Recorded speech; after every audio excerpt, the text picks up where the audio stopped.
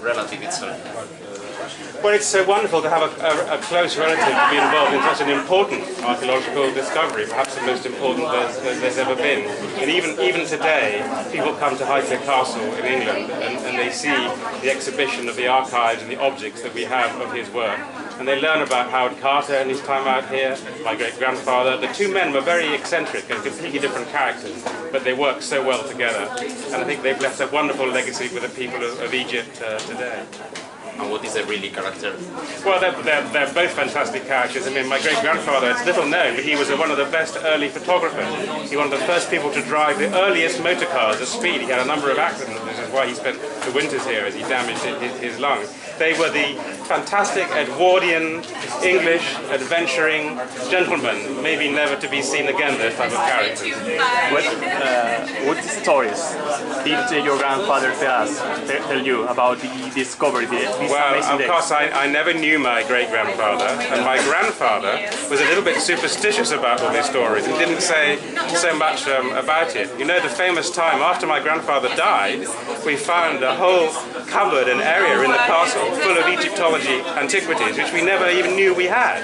And they're now on display, because my grandfather was a little bit superstitious of the story, because his father had suddenly died in Cairo. Isn't that some... Well, it was another treasure hunt, another story. I just think it is the best treasure story, isn't it, in the world, and well known from Spain to South America to Japan and all around the world. And it's, I hope, will inspire more people to come to Egypt and see the pyramids and the Valley of the Kings themselves. How do you feel today?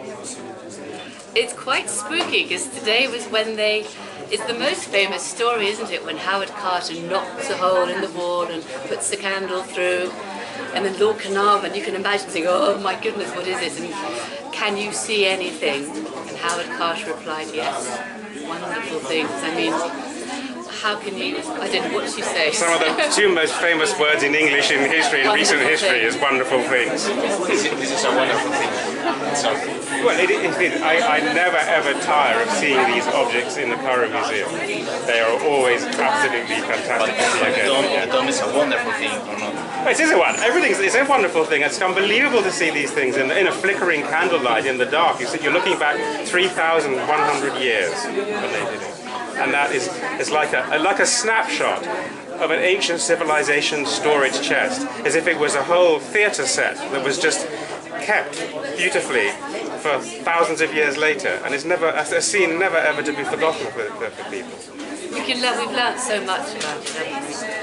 It's a treasure chest of knowledge. Thank you so much.